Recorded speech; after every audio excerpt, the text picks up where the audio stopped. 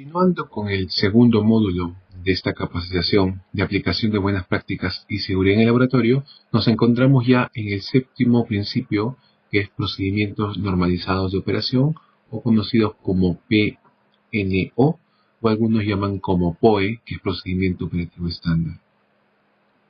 Para poder comenzar a revisar todo este principio, que es la parte justamente del sistema documentario de gestión, tenemos primero que entender qué es un documento.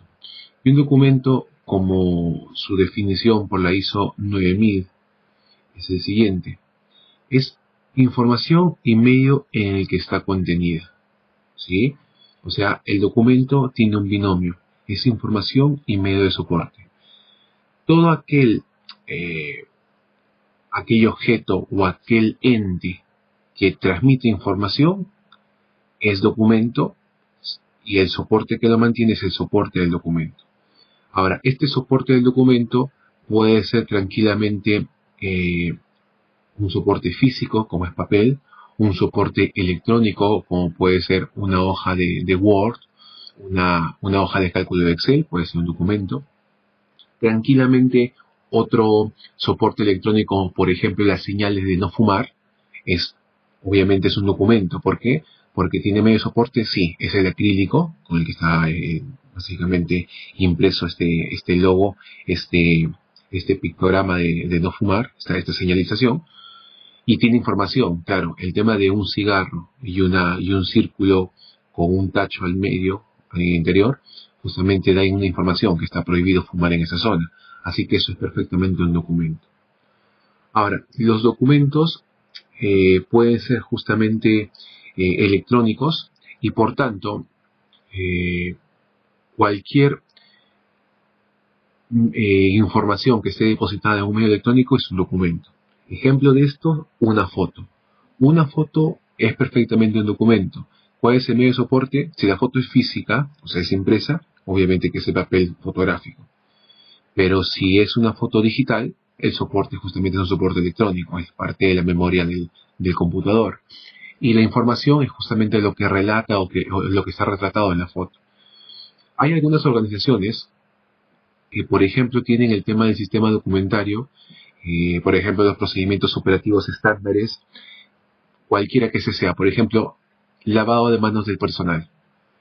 El lavado de manos puede ser un documento, tranquilamente lo puede ser, obviamente que esté especificando cada una de las tareas que tiene que hacer el personal que aplique que va a hacer esta actividad de lavado de manos, pero también, por ejemplo, un procedimiento operativo estándar, un POE, puede ser, en vez de un documento en digital, ya sea en PDF, ya sea en Word, puede ser incluso un vídeo justamente demostrativo a una persona, no sé, el responsable de seguridad, el responsable de, no sé, de calidad, justamente saliendo y explicando paso a paso cómo es que se realiza el lavado de manos. Incluso puede estar su voz en off mientras se está viendo imágenes de cómo se deben lavar las manos, etcétera.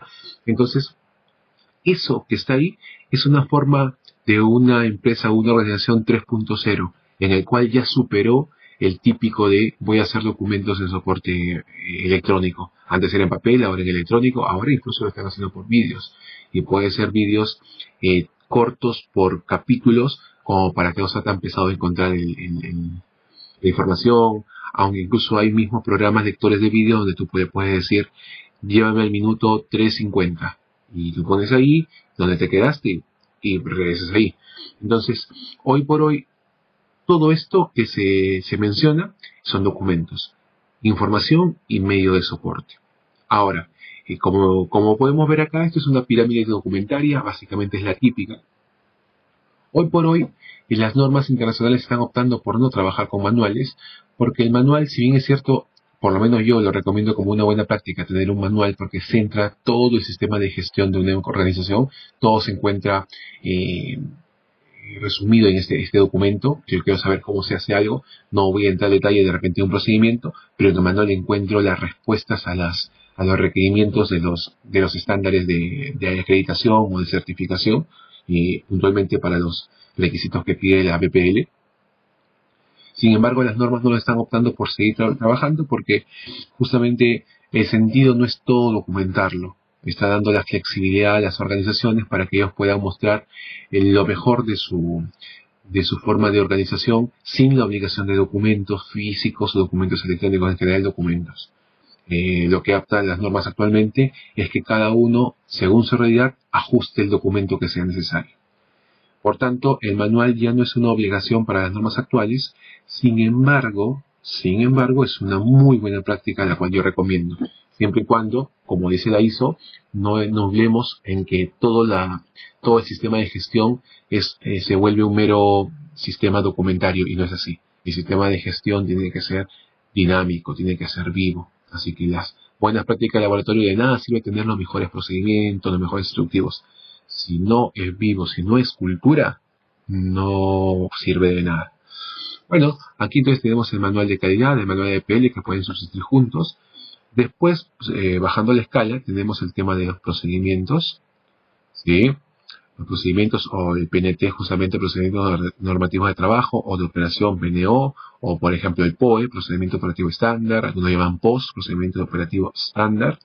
Bueno, luego bajando tenemos los temas de los instructivos. Vamos a aprender básicamente qué diferencia hay entre un instructivo y un procedimiento, aunque yo creo que al grado que las personas que están escuchando esta capacitación básicamente lo entienden. Formato, planes y programas, y registros, evidencias, bajando justamente la escala. Vamos a tratar de trabajar cada uno de ellos. Obviamente que los documentos, de acuerdo al soporte en el cual está contenido, puede ser que esté, por ejemplo, almacenados acá como tenemos en estantes, obviamente que tienen que cumplir ciertas características que lo vimos básicamente en instalaciones y condiciones ambientales. Tiene que ser tal de que garantice que los documentos no se estropeen, ¿sí? O sea, no haya humedad, que esté todo controlado, entonces las temperaturas controladas, acceso controlado, justamente para que podamos garantizar el ciclo de la vida de estos documentos. Y si es obviamente soporte electrónico, tiene que estar siempre un servidor que tiene que hacer backup constante para justamente minimizar el riesgo de pérdida. Y bueno, y el servidor, la sala de servidores obviamente tiene que estar de alguna u otra manera protegida. Entonces, lo que continuamos ahora viendo esta pirámide documentaria es, por lo menos en principio, adentrarnos, ya sabiendo que es un documento, adentrarnos en cuál es el proceso de gestión de los documentos en un sistema de gestión. Y ya estos gráficos son bastante conocidos, bueno, por lo menos en estas capacitaciones se ha querido mostrar de forma diagramada estos procesos. En este caso estamos usando un diagrama de flujo típico, donde esto indica el inicio y esto indica la salida o fin de todo el proceso. Bueno, tenemos acá, en principio, como todo, nace una necesidad de poder obtener un nuevo procedimiento. Se requiere tener un nuevo procedimiento. Entonces, justamente acá se redacta el nuevo procedimiento, ¿sí? Se redacta el nuevo procedimiento y se solicita que se pueda hacer una revisión. La revisión del documento redactado según una necesidad. Esta de acá, según cómo es que se pueda ser ya finalizado o no, y probablemente no, hay idas y vueltas. Se regresa al tema de redacción, la redacción se arregla y aquí hay un ciclo, básicamente una iteración que termina finalmente en una aprobación. Un documento se requiere básicamente dos acciones, ¿sí? Quien redacta y quien aprueba, ¿sí? Muchas organizaciones optan por tener quien realizó, quien revisó y quien aprobó. Mínimamente se necesita quien redactó para saber el responsable de la redacción y lo más importante, quien lo aprobó. Ustedes dirán, pero que revisar no es importante. Claro que lo es vital. Un documento no puede salir sin revisión, es imposible que salga. Ustedes dirán, pero entonces ¿por qué no has dicho que es vital? Y la respuesta es porque tengo esto que es la aprobación. La aprobación, ustedes lo pueden ver como un mero visto bueno, firmo, apruebo y está, pero no. La aprobación como tal, una persona que aprueba tiene que saber primero qué está aprobando, no puede firmar un cheque en blanco. Entonces, mínimamente para que una persona apruebe, tiene que revisar lo que está justamente aprobando. Por tanto, la revisión y la aprobación tranquilamente, y es lo común, lo puede hacer una misma persona. Por tanto, tenemos solamente dos responsabilidades en el tema de gestión de documentos básicas: redacción y aprobación. El que revisa lo aprueba. Ahora, ustedes pueden tranquilamente trabajar justamente ese trinomio de redactor, revisó y aprobó. Aunque, como les vuelvo a decir, el que aprueba tiene la obligación de poder, de tener que revisar los documentos que está aprobando. Esto incluso es completamente auditable. Yo puedo agarrar un documento que está justamente con el trinomio y le pregunto: ¿quién es este señor Juan Pérez que aprobó? Bueno, es el gerente de tal cosa. Bueno, voy a hacer la consulta sobre este documento. Y después él me tiene que decir de qué trata el documento. Me va a decir: no, yo no sé, que hay un equipo de calidad, un equipo de documentos. Sí, señor Juan Pérez, pero usted ha aprobado el documento. Si usted lo ha aprobado, tiene que saber que aprobó. No es una respuesta de no. ¿Sí? Bueno, una vez que se aprueba, ingresa justamente al tema del sistema de gestión documentario, agregándole, ahí puede ser persona de calidad lo más común, agregándole la codificación, el archivo y el registro de documentos vigentes. ¿Sí? Y esto empieza a hacer su distribución al personal usuario de estos documentos, ¿sí? El documento que se ha aprobado. Se empieza a utilizar. Estamos por acá, se empieza a utilizar y luego se hace una revisión periódica, porque recuerde que el sistema de gestión es dinámico, es vivo. Lo que hice el año 2016 no necesariamente el año 2025 tiene que continuar lo mismo. La tecnología cambió, el mundo mismo cambió, estamos viviendo un tema de una pandemia, el mundo mismo está cambiando por este hecho simple de tener una pandemia que nadie se imaginó que iba a existir, y estoy seguro que casi ninguna organización en su matriz de riesgo siquiera se imaginó que una pandemia de esta magnitud se pudo haber desarrollado. Por tanto, nadie puso unos acciones de control en caso que exista esto. Así que hoy la forma de ver lo que se le llama todo lo que es el análisis de riesgos y el análisis inclusivamente de la vulnerabilidad, algo que no me tiene que pasar, pero aprendo o puede ser posible riesgo que pueda pasar. Todo esto nos ayuda a mapear y a pensar nuevamente en que debemos ver más allá de lo evidente. Entonces, justamente, regresando al punto, el tema de que debemos tener las revisiones periódicas, porque el sistema va cambiando, las necesidades incluso de los clientes, de los mismos usuarios, va cambiando. Y como va cambiando, se va sofisticando, se va automatizando más. Estos sistemas tienen que empezar a moverse. Así que es bastante sano, y las normas lo piden, que hay un periodo que el documento pueda estar trabajando y luego se tenga que revisar. Obviamente que la revisión no quiere decir cambio. Puede ser que después de la revisión el documento siga correcto, que no hay ningún cambio. Ejemplo de esos documentos estadísticos. ¿Por qué? Porque la estadística es una, hoy, mañana y siempre, como la matemática. Entonces, si lo que me sirvió hoy en estadística, mañana me puede seguir sirviendo tranquilamente. Y el año 2030 tranquilamente. Al menos que yo lo cambie, lo mande a revisar y lo cambie por alguna herramienta más sofisticada o que me lleve menor, básicamente, esfuerzo de análisis. Pero si no, los documentos estadísticos pueden seguir renovándose eternamente. ¿Sí? Pero bueno, ahora, el producto de esta revisión se hace una pregunta a uno. ¿El documento es útil? Si sí es el documento útil, se sigue utilizando. Y sigue ese circuito. Se revisa en el tiempo, por ejemplo, cada 3 años. Se distribuye, se utiliza. Después de 3 años se revisa. ¿Es útil? Sí. Entonces se sigue utilizando por 3 años y se sigue revisando. ¿Es útil? Sí. Y así continúa este círculo. Ahora, cuando es un sí, pero con modificaciones, las modificaciones se realizan y las modificaciones por esta revisión periódica. ¿El documento es útil? Sí, pero requiere alguna modificación, porque una actualización, por la tecnología, lo que sea, se modifica con una redacción y luego regresa a la revisión. Se ve como en la redacción, si todo está bien, si no regresa a la modificación, y finalmente llega a la aprobación, la nueva codificación. Básicamente lo que es que el documento por lo general no cambia con el código de identificación. Hay organizaciones que pueden decir que por revisiones van cambiando el código de identificación, pero lo que cambia básicamente es el código de revisión. ¿Sí? Distribución se utiliza, y otra vez el tema de este círculo virtuoso en el cual van viendo si se utiliza o no, si es útil. Si es útil y se modifica, ya sabemos qué tenemos que hacer, y si simplemente es útil sin modificaciones, continúa hasta acá, hasta que llega un momento en el cual decimos el documento ya cumplió su ciclo de vida, no es más útil, entonces se retira del sistema de gestión, se marca como si fuese obsoleto y se puede de alguna u otra manera conservar este documento para consultas, ¿sí?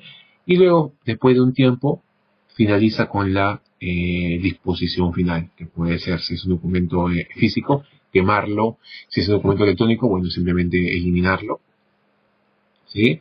Pero el tema de mantener algunos documentos obsoletos es porque también podemos hacer la trazabilidad. ¿Qué cambió entre una versión y otra? Aunque cada vez los formatos de los documentos que vamos a ver más adelante demandan justamente que haya un campo en el cual podamos ver la trazabilidad de los cambios desde hace 3 versiones atrás en adelante, ¿sí? Esa es una muy buena práctica en la parte del sistema documentario que vamos a ver más adelante. Una vez que hemos entendido cómo es el proceso de gestión de creación y justamente el ciclo de vida de documentos, lo que pasaremos a entender un poco es por qué documentar, qué ventajas tiene documentar. Entonces, ¿qué criterios para documentar se llevan? Primero, las actividades que deben documentarse, y regreso a lo que dije hace 2 sliders, las nuevas normas internacionales de certificación y acreditación optan por ya no ser tan cuadriculados al momento de solicitar en la creación de uno u otro documento. Lo que se hace es de que básicamente permiten que el usuario pueda documentar lo que crea conveniente, pero entonces, justamente para no abandonar, como criterios generales, lo que se tiene que documentar son actividades que son complejas. Si son actividades que son rutinarias, que son muy simples y que no requiere la documentación justamente porque es muy simple, no se documenta simplemente. No se trata que llenemos al sistema de gestión con tantos documentos. Solamente se tiene que documentar alguna actividad que es compleja o que es propensa a fallas por una ejecución inadecuada o que necesita para entrenamiento, ¿sí? Ojo con esto, pero cada uno es dueño de poder evaluar sus riesgos. Si uno dice, por más que es una actividad bastante simple, pero cada uno hace como se le antoja, obviamente que para poder estandarizar hay que documentar. Pero si todos tienen una cultura estandarizada de trabajar igual, hay operaciones que son tan básicas que de repente no requieren la documentación. Así que estos criterios son como ayudas, pero obviamente depende de la organización, depende de quiénes son los colaboradores, de cómo se mueve. Si es una entidad muy grande, de repente se necesita documentar más para que justamente no se pierdan las actividades en semejantes instalaciones, etcétera, etcétera. ¿Y qué ventajas tiene documentar? Bueno, que ayuda en la planificación, pues justamente podemos ver qué actividades se van a hacer o qué tareas se van a hacer por cada actividad. Señalan los aspectos críticos e identifica problemas potenciales, justamente porque podemos mapear las actividades en un documento, y aseguran consistencia entre todas las personas que realicen la actividad, lo que les decía, justamente que garantiza que las actividades sean estandarizadas. La única manera que un producto, cuando yo valido mi línea de producción, ya sea en producción o ya sea en ensayos en general, cuando yo valido y veo que una secuencia de actividades me da resultados correctos, la única manera que en el tiempo se mantenga correctamente es que todos hagan las mismas cosas. Si alguien desvía las cosas, tiene un riesgo a que el resultado no sea el que se espera, ¿sí? La documentación es el soporte de las buenas prácticas de laboratorio, sin duda alguna. Las buenas prácticas de laboratorio, al igual que muchas metodologías japonesas, como por ejemplo el 5S o el tema del Six Sigma, o como cualquier norma internacional ISO, siempre se soporta en la parte documentaria, así que no hay que menospreciarlo. Se describe no solo las formas de operar en el laboratorio, sino toda la información que permite el desarrollo de todos los procesos y la toma de decisiones, justamente. Primero que no solamente la parte operativa técnica es quien tiene que documentar, la parte administrativa también, la parte de soporte también, la parte gerencial también, todos según el tema de la complejidad y de repente el tamaño de riesgo para poder ser propensos a fallos, tenemos que documentarlo, ¿sí? Y obviamente la documentación o el grado de documentación puede ser tan detallado como también tan superficial como lo requiera. Como lo requiera ¿quién? Los colaboradores, porque el documento tiene que ser elaborado pensando en el trabajador. Una buena práctica para poder validar un documento es que lo lea una persona que no es del área. Ustedes miran, pero ¿cómo? O sea, si lo lee una persona que no es del área no va a entender nada. Pero justamente el documento tiene que ser pensado para que lo entienda cualquiera. Porque luego el laboratorio no, o el laboratorio en general, porque son buenas prácticas, o el personal en general de una institución, de un organismo, no es eterno. Entonces, lo vaya a hacer que un laboratorio aumenta la producción, aumenta la necesidad de tener más headcount, más contratos, lo que sucederá es que tenemos gente nueva y que obviamente si no entiende el documento porque es muy complejo, porque se pensó solamente en las personas que tenían varios años trabajando y que ellos no entendían, simplemente podemos llegar a un error. Una vez entendido esto, vamos a ver el tema de la estructura de los documentos, de procedimientos normalizados de operación. ¿Sí? Es una estructura propuesta. No tiene que ser ni en este orden, ni en esta forma, ni en este contenido. Sin embargo, esta es una propuesta justamente de que podamos básicamente documentar. Todos los procedimientos básicamente se proponen que tengan un encabezado donde se pueda identificar la empresa, y tengan datos, eso sí, que puedan identificarse, como por ejemplo el código interno que recibe el documento, en este caso el documento de verificación del estado de calibración de equipos. ¿Qué código se reconoce dentro del sistema de gestión? Va a ser el PBCE. ¿Qué revisión tiene? Para justamente saber si estamos trabajando con el documento obsoleto o con un documento vigente. Entonces, este 05 que se está viendo acá en los slicers, tiene que trazarse con un documento que también es una buena práctica, que es una lista maestra, en el cual centramos todos los documentos, justamente con sus códigos y con su número de revisión de vigencia, ¿sí? Desde cuándo está, y justamente la lista maestra donde suele ponerse cuándo se aprobó, y a partir de ahí se cuenta el 1 año, 2 años, 3 años, el N año que ustedes pongan para justamente de vigencia. Y eso es lo que con una herramienta semáforo que es verde, amarillo y rojo. Si es verde, está todavía en su tiempo de utilización. Si es amarillo, tiene que ya el SGI o el sistema documentario que esté a cargo tiene que empezar a solicitar ya que hagan las revisiones y obviamente que hagan las modificaciones requeridas, o si no, que le aprueben la nueva vigencia. Y si está rojo el semáforo justamente de control, es porque ya está vencido y te tiene que tomar acción. Bueno, se suele poner página 1 de 3, 2 de 3, 3 de 3, justamente para denotar con el último número, cuál es el número total de páginas. Sin embargo, otra opción puede ser que siempre diga página 1, luego página 2, y al final de todo pongan fin de documento, el mecanismo que se entienda. La cuestión es que se pueda ver el tema de la dimensión del documento, y sobre todo que garantice de que el documento no se traspapele, porque pueden tener 2 documentos con 3 páginas, y de pronto la página del centro se cambia. Entonces, por eso que a veces las organizaciones optan porque todas las páginas tengan el encabezado con esta información para que se minimice el riesgo a poder haber algún tema de cruce de documentos. En el cuerpo, básicamente, del documento está el objetivo, el alcance, responsabilidades, definiciones, desarrollo, formato, documentos de referencia y anexos. Y en el pie de página está lo que les decía, ese trinomio, básicamente, quién redacta, quién revisa y quién aprueba. O por último, solamente quién redacta y quién revisa y aprueba juntos.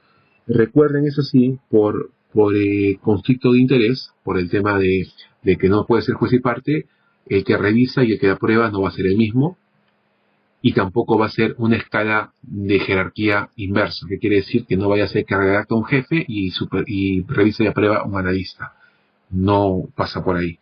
¿Por qué? Porque justamente no solamente pasa por el tema de actividades, sino por el tema de la lógica documentaria. Por eso es que se espera que el que tenga mayor jerarquía tiene mayor conocimientos y mayor alcance para poder de una u otra manera aprobar o dar algunos tips para mejora de los documentos.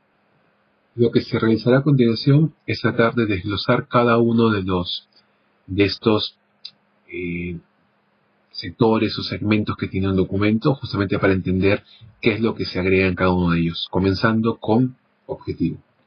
Objetivo, y esos términos que se encuentran por acá básicamente están sacados de la ISO 10013, que es justamente de la familia de la ISOs, justamente que se encarga de todo lo que es el sistema documentario, ¿sí?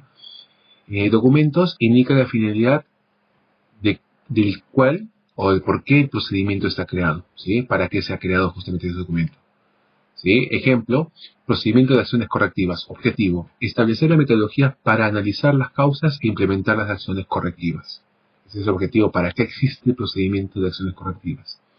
Un segundo ejemplo, Procedimiento de capacitación de personal. Tiene que responder el objetivo de la pregunta, ¿para qué se crea un procedimiento de capacitación personal? Y justamente para describir la metodología para la identificación de las necesidades y planificación de la capacitación, incluyendo la ejecución de las acciones de capacitación necesarias.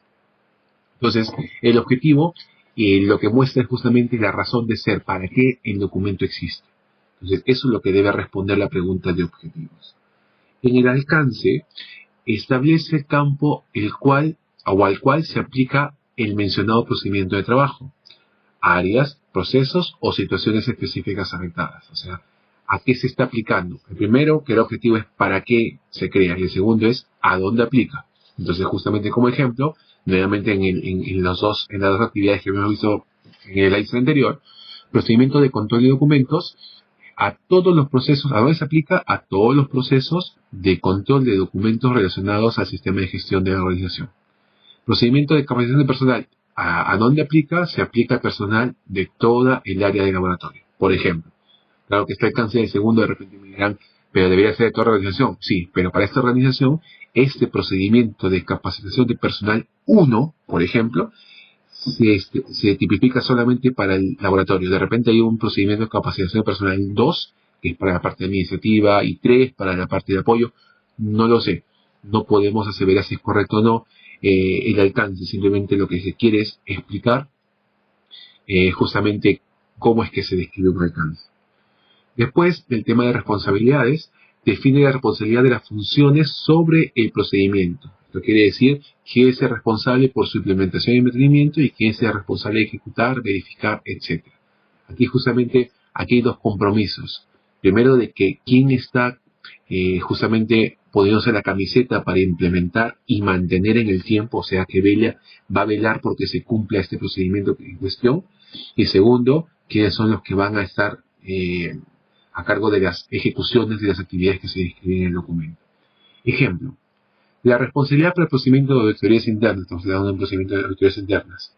El gerente de calidad, si existe o como se llame, es el responsable de implementar y mantener el presente documento. Los auditores son responsables de ejecutar este procedimiento.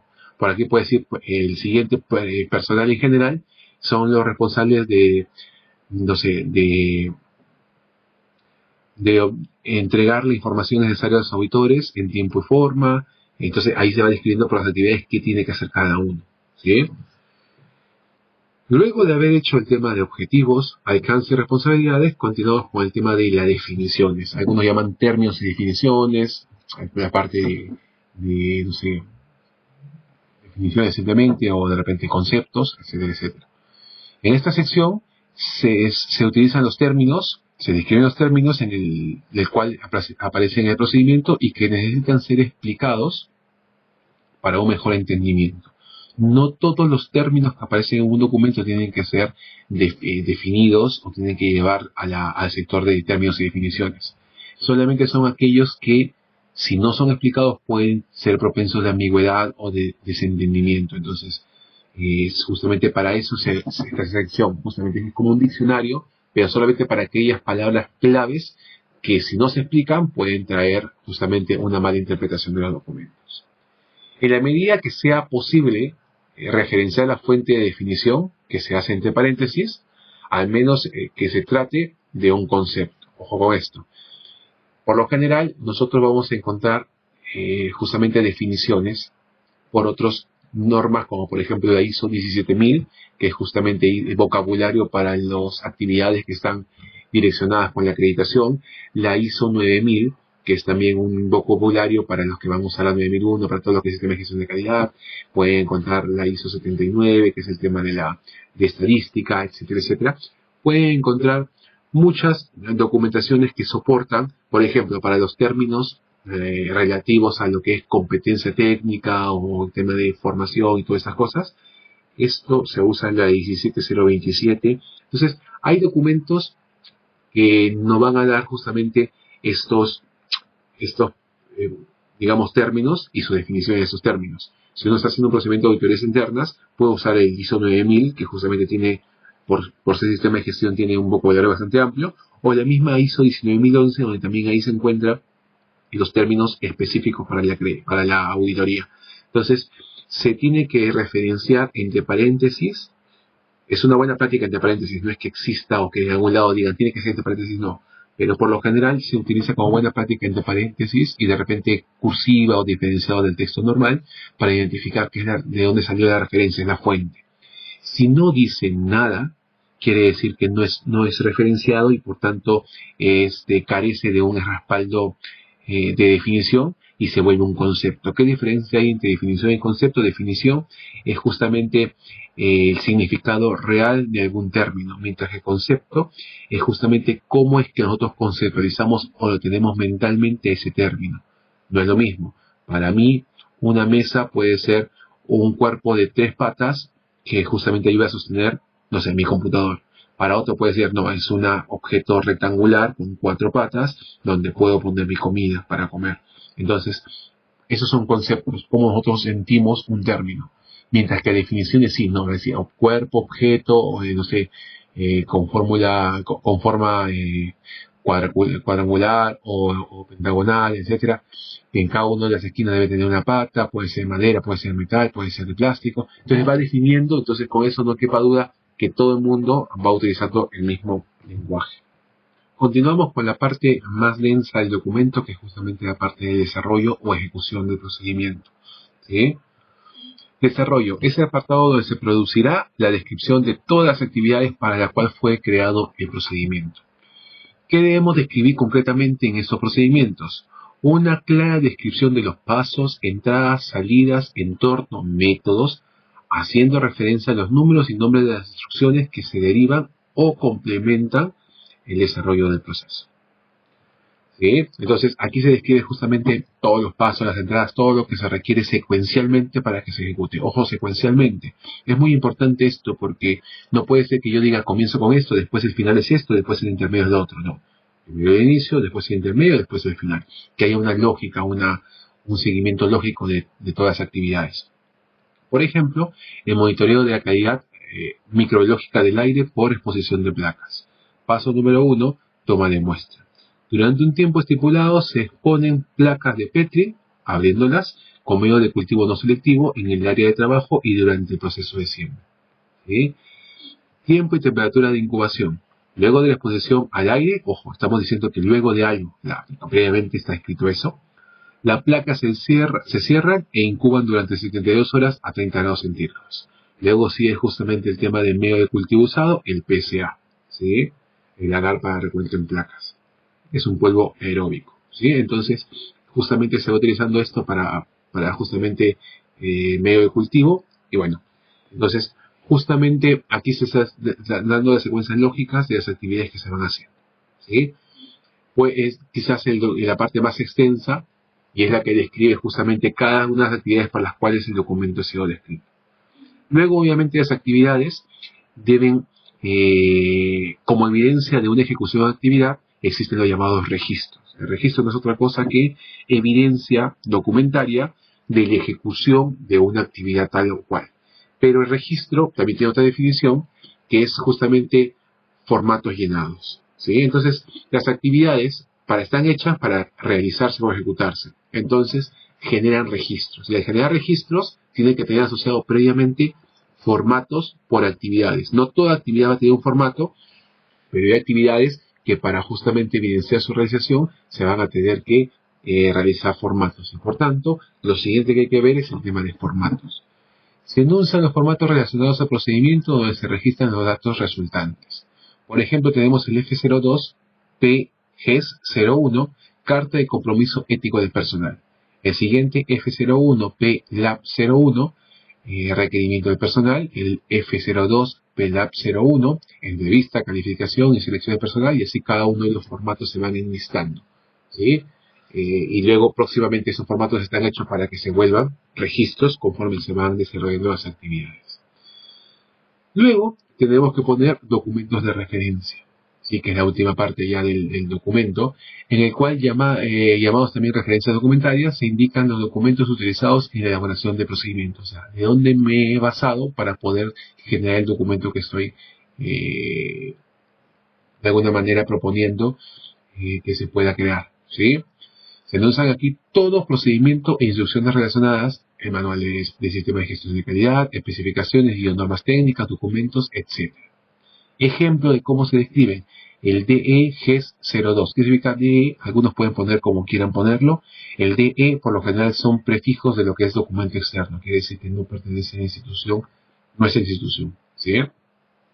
Por ejemplo, dice norma técnica peruana NTP ISO IS 17025 2017, requisitos generales para la competencia del laboratorio de ensayo y calibración, requisito 02. Eso, por ejemplo, es un requisito utilizado para lo que es el tema de, no sé, el tema de capacitación de personal. ¿Sí? Otro es el MAC, que es manual de calidad, capítulo 5, ítem 5.2 personal. El 5.2 lo conserva de justamente el código de lo que es personal de la norma 16025 en su versión 2005. Hoy es 6.2. El MOF, Manual de Organización de Funciones, el ILAB 01, que es Evaluación de la Competencia Técnica de Personal de Físico-Química, y tenemos el ILAB 02, lo mismo, Evaluación de la Competencia Técnica de Personal de Hidrobiología y Microbiología. Entonces, así se va justamente mostrando. Entonces tenemos el tema de objetivo, alcance, términos y definiciones, el tema de desarrollo, el tema de documento de referencia, bueno, formato previamente y finalmente documento de referencia. Son básicamente los 6 pasos que los documentos por lo general contienen. Lo que se va a ver a continuación va a ser la estructura de un documento. La estructura de un documento, el flujograma nos va a ayudar justamente un poco de esto, es justamente, se puede colocar básicamente en anexos, ¿sí? Anexo es una parte que no es obligatoria que tenga en los documentos, pero va a ser utilizado justamente por lo general al momento de diseñar un procedimiento, y es la parte final de todo el documento, incluso final después de referencias biográficas, donde se puede incluir anexos que contengan información de apoyo, ¿sí? O que se cree que es necesario al procedimiento documentado, tales como gráficos, tablas, diagramas de flujo, formatos. Algunos lo que suelen poner acá es un diagrama de flujo que justamente redondea todo el procedimiento, porque el procedimiento tiene textos bastante largos, ¿sí? Es un documento, básicamente, es un documento como una carta. Mientras que a algunos les es más fácil, en vez de leer párrafos completos, les es más fácil justamente verificar las actividades secuenciales a través de un diagrama operativo. Así que en anexos suele ponerse diagramas operativos como el que se muestra acá. Obviamente que hay que saber cómo se diseña diagramas operativos. Si damos un vistazo súper rápido, esta parte ovalada justamente demuestra que es inicio y fin. Por ejemplo, acá inicia todo y aquí finaliza la actividad, o acá finaliza la actividad, o acá finaliza, o acá finaliza. Seguimos bajando y tenemos rectángulos o cuadrados, figuras cuadrangulares, que justamente lo que van a demostrar son actividades. ¿Sí? Son actividades que se van requiriendo.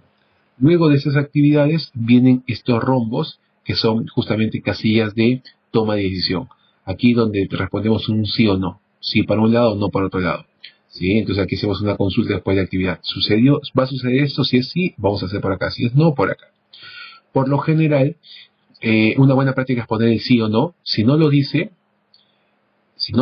el sí o no, aquí tendríamos un súper problema porque no sabríamos cuándo ocurre uno o cuándo ocurre el otro. Por lo general, el sí o no va a depender, si no tuviese las siglas, si no tuviese los textos de sí y no, lo que hay que siempre seguir viendo es la lógica del seguimiento del flujo. Si estamos yendo de arriba hacia abajo, y obviamente el no me termina el proceso y el sí me continúa, supongamos que estamos haciendo inicio, actividad, y viene. Se encontró nuevamente riesgos. Si tú pones sí, entonces se finaliza. Entonces no fue correctamente la actividad de control. Pero si pones no, bueno, entonces se documenta, entonces fin. Entonces, miren que no siempre el sí es lo que continúa. A veces que hay procesos que poniendo el no continúa el flujo. Y si no dice el texto, que es una buena práctica, siempre la caída del flujo, en este caso la caída de flujo es de arriba hacia abajo, va a continuar juntamente las tareas, va respondiendo el sí o no automáticamente de acuerdo cómo es que garantiza que las tareas continúan. ¿Sí? Pero ya les digo, para no confundir, como una buena práctica siempre es bueno poner el sí y el no para que justamente ayude a identificar el flujo por dónde tendríamos que ir. ¿Sí? Bueno, luego de haber visto lo que es un documento, vamos a hablar ahora de lo que es un documento, específicamente lo que es un instructivo de trabajo. Y el instructivo de trabajo son descripciones detalladas de cómo realizar la tarea. ¿En qué se diferencia un instructivo de un procedimiento? Que el procedimiento habla de tareas generales, mientras que el instructivo se mete a una tarea general y la especifica a su mínima expresión, para un detalle muy, muy específico. ¿Sí? Las instrucciones de trabajo pueden estar o no documentadas, no siempre se documentan. Las instrucciones de trabajo pueden ser incluso verbales. ¿Sí? Por ejemplo, una instrucción de trabajo es la que puede dar un jefe a un subordinado, y por lo tanto no está documentado porque es solamente información, y en medio de soporte no hay medio de soporte, y por tanto no es un documento. ¿Sí? Solamente es información lanzada a través de una conversación, a menos que esta sea grabada, y por tanto el medio de soporte es la grabación o la filmación. ¿Sí? Las instrucciones de trabajo pueden ser, por ejemplo, descripciones escritas detalladas, diagramas de flujo, plantillas, modelos, notas técnicas incorporadas dentro de un dibujo, especificaciones, manuales de instrucciones de equipo, fotos, vídeos, lista de verificación o una combinación de las anteriores. ¿Sí? Las instrucciones de trabajo deberían describir cualquier material, equipo y documentos a utilizar. Cuando sea pertinente, las instrucciones de trabajo incluyen criterios de aceptación. Todos los términos han sido atacados de la ISO 10013 en su versión 2002. Lamentablemente, desde ahí hasta ahora no se ha actualizado, llevan 18 años. Sin embargo, no se actualiza justamente porque no se ha dado más, digamos que más prioridad al tema documentario, que es importante, pero no es el corazón de una certificación como la BPL o la 9001. Peor de la acreditación, como dice el 025. Lo que importa es si se requiere o se requiere. ¿Sí? Ahora, la redacción en tiempo presente, esto es muy importante como una nota al pie, pero que es muy importante como unas prácticas en el momento de poder diseñar un instructivo de trabajo, es que la redacción en tiempo presente para las descripciones de actividades se requiere siempre en tiempos presentes. No se dice deberá, no se enfriará, no, se enfría, ¿sí? Esto es el tiempo presente. Se recolecta, ¿sí? Entonces es el tiempo presente, tampoco en pasado. Se enfrió, pero ¿qué voy a enfriar si todavía no hago nada? Y tampoco es futurista. El instructivo de trabajo tiene que ser escrito en tiempo presente, ¿sí? Las instrucciones de trabajo facilitan que las tareas repetitivas se realicen de la forma más parecida posible, justamente lo que se llama que el proceso sea estandarizado, con independencia de las personas que lo realizan, claro, porque un procedimiento no puede ser hecho para una persona, tiene que ser hecho pensando en que cualquier persona puede manipular o puede trabajar con ese instructivo. Son buenas herramientas para la formación práctica del personal, justamente. Por lo general, antes de comenzar a darle una difusión, una inducción al personal, lo que se dice es lee el documento y después conversamos lo que es entendido y te explico lo que en realidad quiere decir. Pero se le solicita primero al personal entrante, por ejemplo, que lea los procedimientos internos que le van a aplicar. La estructura puede variar con respecto a los procedimientos, claro que sí, no necesariamente como es instructivo, necesitaría todos los pasos o todos los puntos descritos para el tema de procedimientos. ¿Sí? Se entiende que procedimientos por lo general tienen igual o más información que los instructivos, porque justamente es algo más general y por tanto puede tomar muchos hilos, a diferencia de un instructivo que está hecho solamente para una tarea específica. Las instrucciones pueden estar incluidas en los procedimientos documentados o hacerse referencia en ellos. Claro, de repente yo como organización digo, no van a existir instructivos de trabajo. Entonces cualquier cosa de instructivo que quieras yo o lo que puede llamarse instructivo va a tener que estar contenido dentro del procedimiento. Esto no es tan recomendable porque justamente el instructivo no es para justamente aclarar un procedimiento, es para aclarar una actividad y la actividad puede ser repetida para muchos otros procesos. Por ejemplo, tengo el método de determinación de metales por ICP masas en aguas.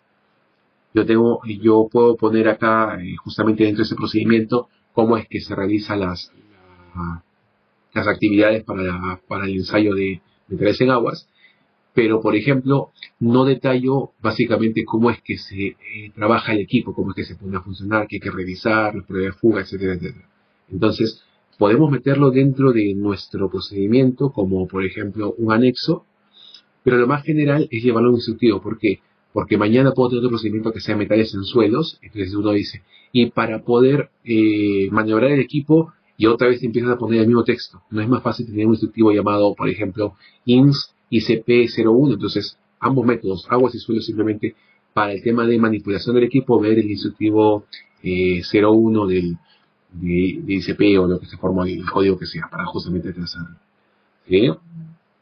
No necesariamente todos los procedimientos se relacionan con un instructivo. Como le decía, depende si el procedimiento, las actividades del procedimiento requieren tener tal grado de detalle que un instructivo lo puede hacer. Y recordar lo que siempre decimos, el grado de detalle requerido, ¿sí? O sea, básicamente depende de la organización. De repente las organizaciones que son muy maduras no requieren instructivos o no requieren los instructivos tan simples porque justamente las actividades ya están en su ADN. Lo que revisaremos ahora sería el tema de cuál es la estructura básicamente de un instructivo. Como les decíamos en este slicer, básicamente no tiene por qué ser la misma estructura, puede ser claramente más corto, puede ser que el instructivo no requiera tener términos y definiciones porque esos fueron aclarados al procedimiento al cual está obedeciendo, así que no tiene que ser igual lo mismo. Aquí, por ejemplo, tenemos un ejemplo de instructivo de trabajo donde Aqualab tiene justamente identificación de laboratorio, la identificación del documento, que eso sí es necesario, que tengamos el código, la revisión, justamente para darnos cuenta, la firma de autorizaciones, o sea, quién aprueba, quién revisa y quién aprueba, justamente la firma de autorizaciones, que eso como un documento normal tiene que también tenerla. Aquí justamente se indicarán claramente el motivo del documento, o sea, los objetivos, ¿sí? Luego de acá tenemos el campo de aplicación, que justamente es la aplicación o el alcance del documento. Luego tenemos, por ejemplo, medidas de seguridad, si es un instructivo de operaciones o un instructivo de laboratorio propiamente, qué medidas de seguridad hay que tenerlo. Y es una muy buena práctica tenerlo delante de todo. Eso optan los instructivos o documentos en sus nuevas versiones. Hoy por hoy, como ya los sistemas de seguridad y salud ocupacional y de trabajo ya están siendo tan fuertes, una buena práctica es poner adelante todas las medidas de seguridad.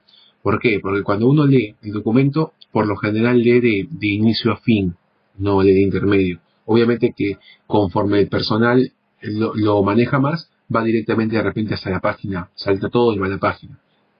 Pero inicialmente cuando comienzan un documento en una manera de inducción al nuevo procedimiento, de cualquier personal al nuevo procedimiento, se le pide que se lea de inicio a fin. Entonces, antes de hacer las actividades de cualquiera que estas sean, se va a pesar la muestra, se va a preparar una solución hacia lo que sea, comienza justamente con el tema de presentar los riesgos a la seguridad y a la salud. Entonces, ahí justamente están diciendo medidas de seguridad.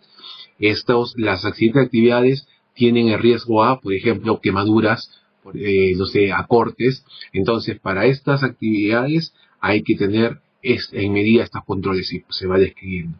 Entonces, antes de comenzar una de las actividades, sabe de que hay algunos riesgos asociados y cómo tratar esos riesgos.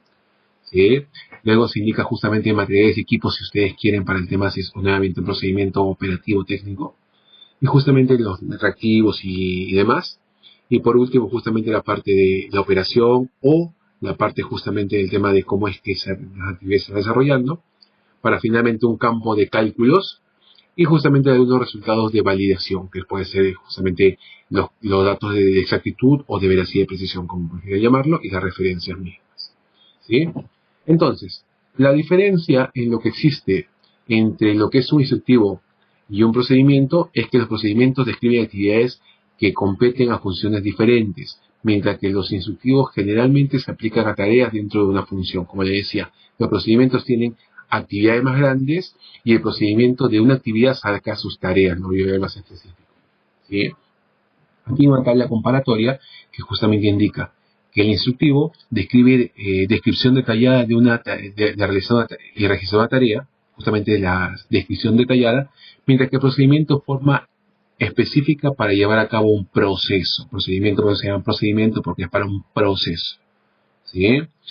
Pueden ser descripciones escritas detalladas, diagramas de flujo, planillas, modelos, mientras que el procedimiento refleja de manera secuenciada las actividades a seguir.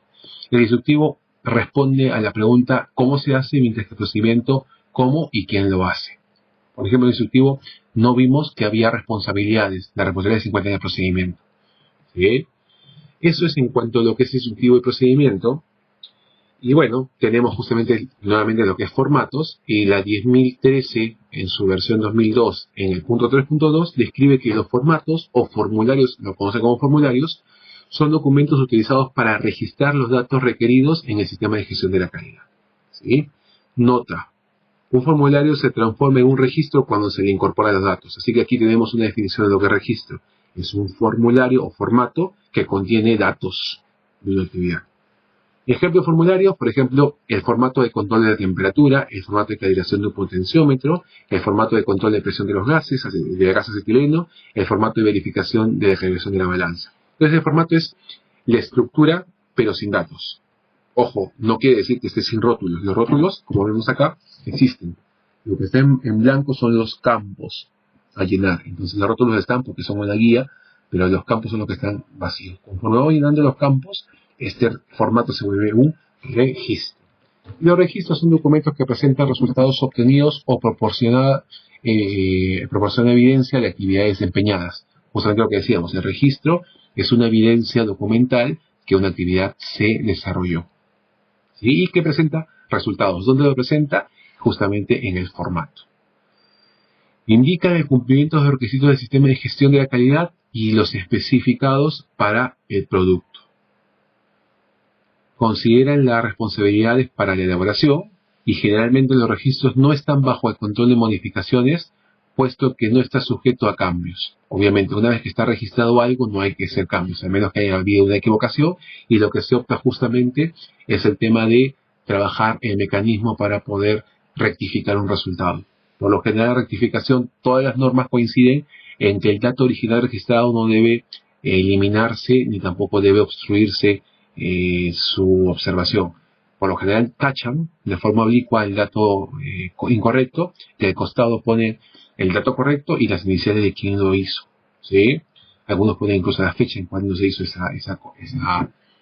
cambio. ¿Para qué ayuda la fecha? Porque, por ejemplo, si producto de cambio hubo un dato que fue impreciso al momento de hacer el informe de ensayo, justamente se puede saber qué pasó acá, por qué es que hubo este problema, desde cuándo se hizo el cambio. Entonces, no, se hizo el cambio después de haber emitido o publicado los resultados para poder emitir el informe. Entonces, justamente ahí se deslinda también responsabilidades.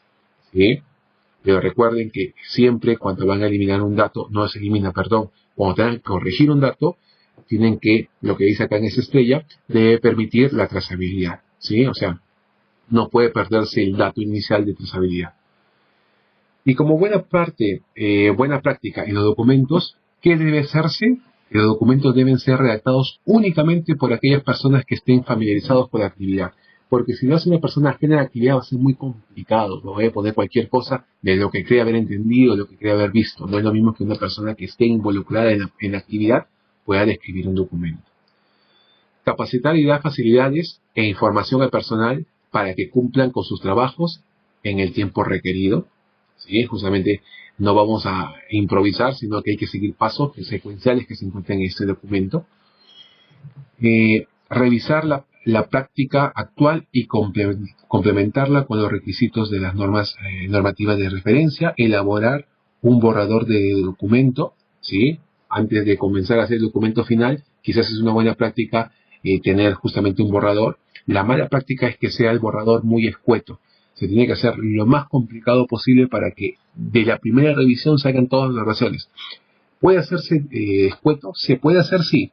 Se puede hacer simplemente de una cara y solamente una cara la corrigen, que van a tener muy pocas correcciones. Después, la segunda cara, tercera cara y así.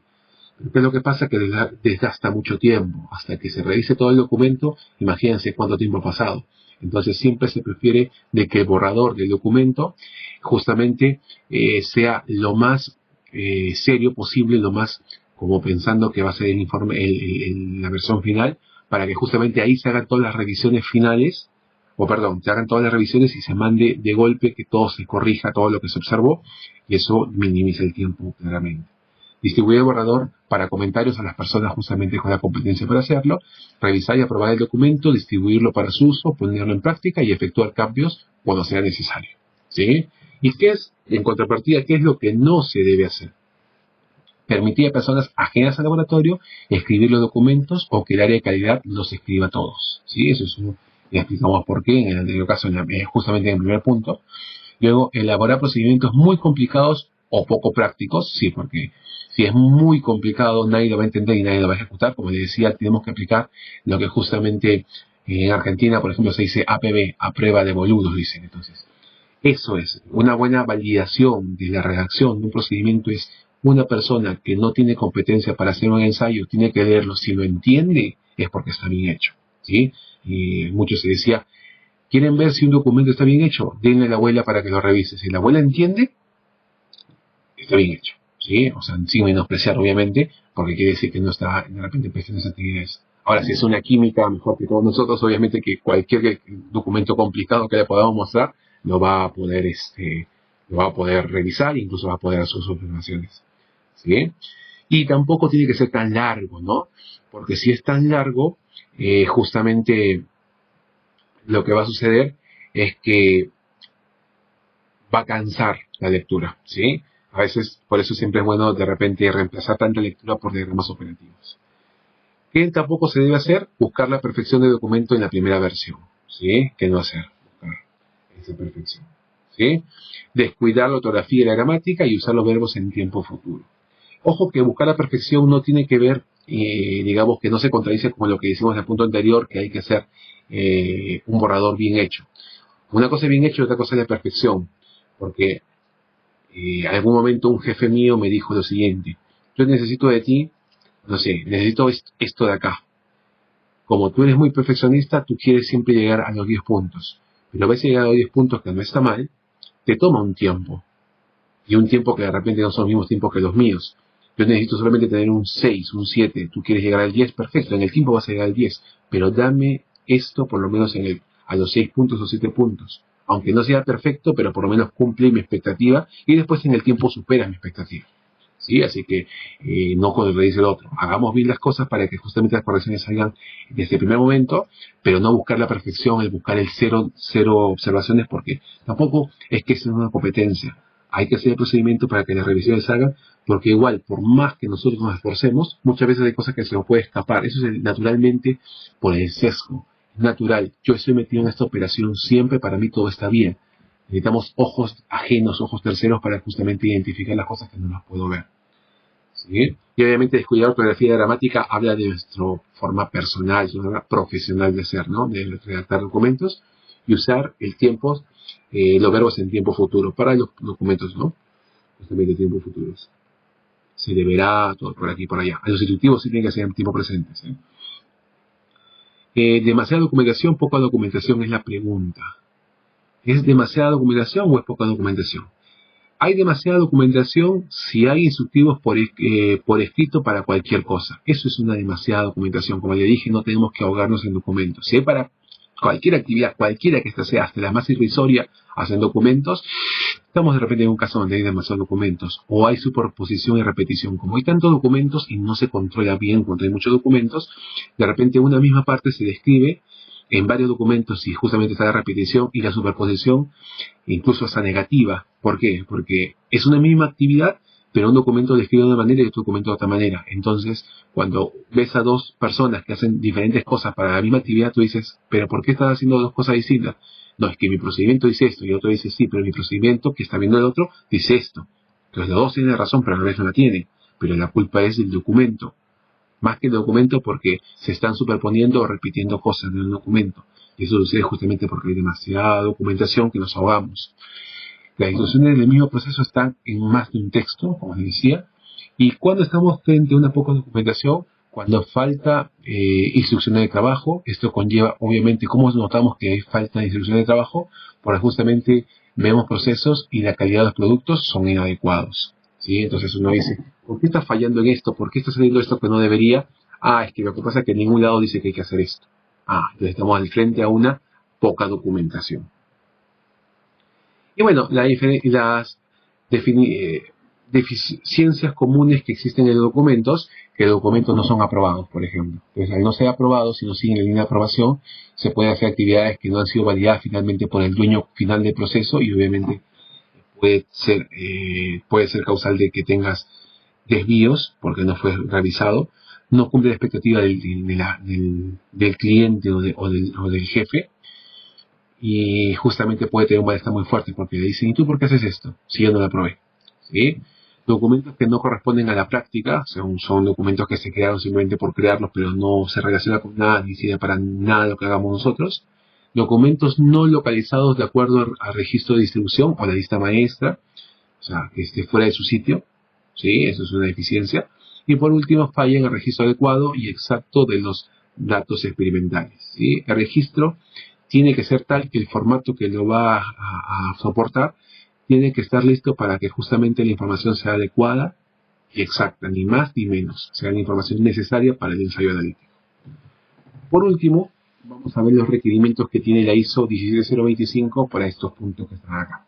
Para el control de documentos que se encuentra en el 8.3, dice que los documentos del sistema de gestión, que están compuestos básicamente por dos fuentes, documentos internos y externos, deben ser identificados de manera única, ¿sí? Como que tiene un DNI, no hay dos documentos que tengan lo mismo, siempre es así, ¿sí? Se deben revisar periódicamente. Y obviamente después de revisión se puede identificar cambios y el estado de revisión actual, ¿sí? O sea, tenemos que tener un mecanismo para que sea capaz de revisar, que se pueda identificar qué cambios hubieron. Por ejemplo, mi texto cambiado está resaltado en gris. O por ejemplo, uso lo que es negrita y cursiva o subrayado. Entonces, se entiende cuál es, visualmente vas a poder ver dónde se cambió de una versión a otra. Entonces, eso es lo que solicita la norma. Aparte que debe ser aprobado por personal autorizado, ya lo hemos conversado, y las versiones pertinentes de documentos aplicables están disponibles en el punto de uso, es lo que se llama distribución y que cualquiera puede verlo. Obviamente que cualquiera puede verlo dentro de que se está en sus implicancias. Si yo soy de cromatografía, ¿para qué quiero ver cómo es que es en la siembra de coliformes totales? No tiene sentido.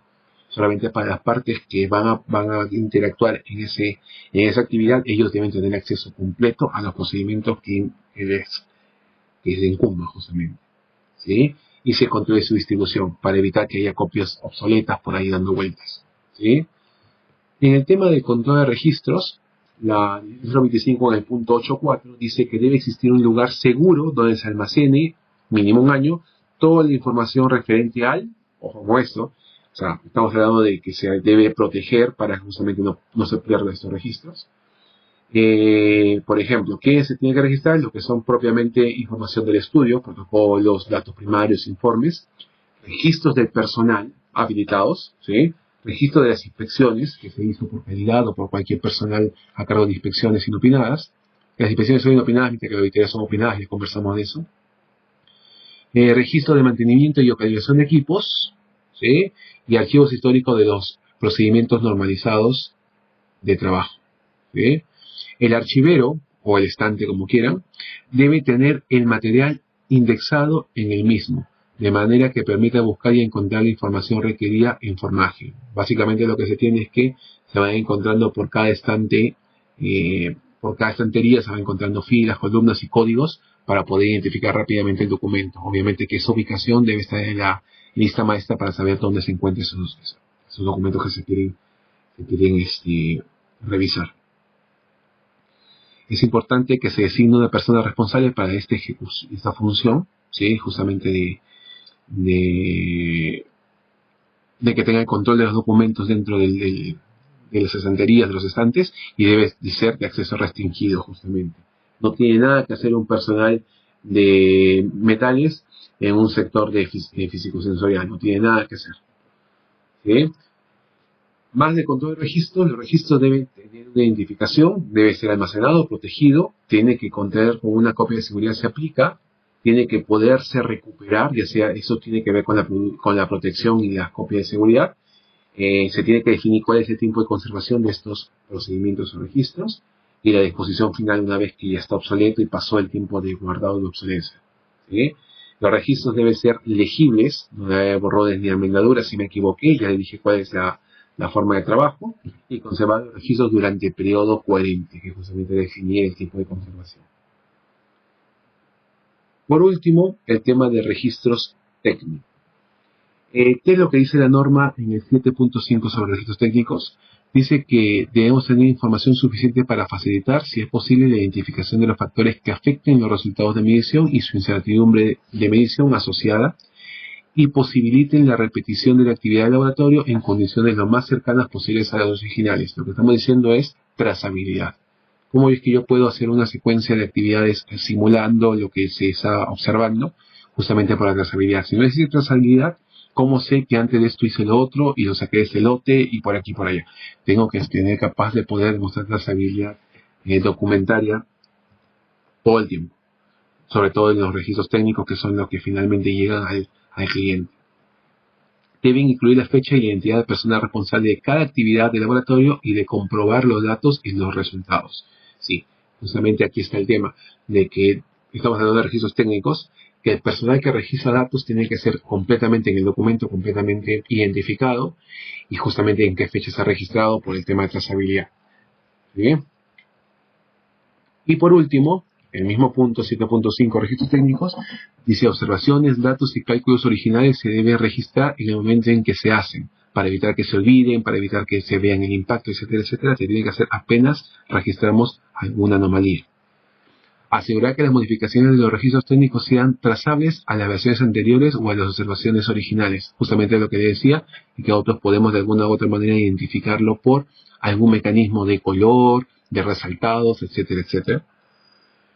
Y obviamente que también las modificaciones no pueden perderse. Ya le digo, un tachado dentro del valorcito o encima del valorcito va a ser solamente que hay una línea que tapa micramente lo que se escribió, pero el resto es completamente trazable, levantable. ¿Sí?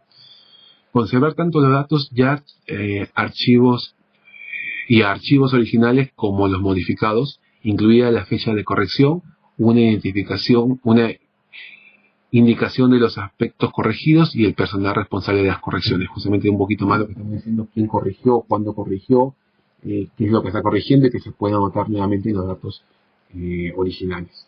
Todo ese que tener en cuestión en registros técnicos, y como verán, la norma 1625 separa registros técnicos en el 7.5 del 8.4 que es control de registros. Control de registro que son actividades generales, pero como son registros técnicos que arroja la propia analítica, tienen sus propias formas de tratar.